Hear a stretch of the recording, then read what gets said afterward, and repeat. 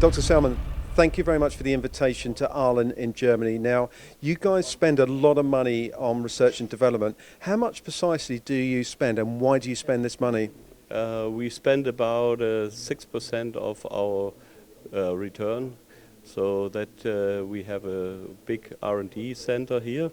And with this R&D center, we help our customers to improve their situation with a workpiece, etc. So what we do is that we do not only R&D work, we also do the tool development, and we do the prototype and a lot of customer tests. Tell me a little bit about your relationships with your clients, but also your machine tool clients. So the customer is very important for us. On one hand side, we have the OEM, and we have the machine tool suppliers, and a lot of very little customers as well. We try to support everyone, from the first drawing they have and the machining ideas up to the run out of the machine tool, and also in the serial production. We try to support. We have a lot of people, and we also do trials in our R&D. It's about 65% of our doing is working on customer parts, and we try to get the best solution for the customer, even cost-wise, because everyone is looking for costs, and we try to help them to improve the situation for themselves.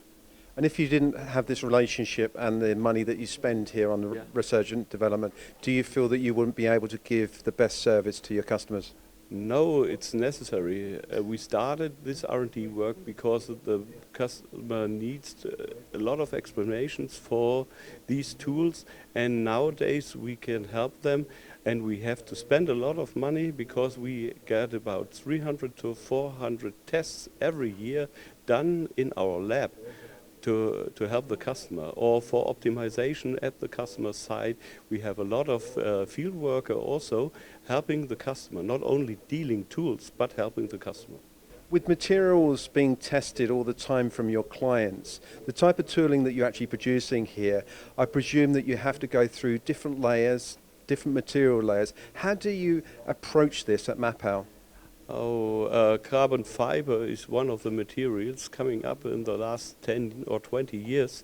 So we try to move to that kind of material, and the stacks, the so-called stacks, we have invested in one machine and a lot of different handheld and ADU, automatic drilling units, and we have a little team of 3 people only concentrated on this level. The tools are very different to the tools which we are normally use. It's not a standard reamer, it's more a drill. The drill is working in both of the materials, and we have different effects. Someone is very abrasive in carbon fiber, and on the other hand side we have sticking material from titanium coming up from the workpiece.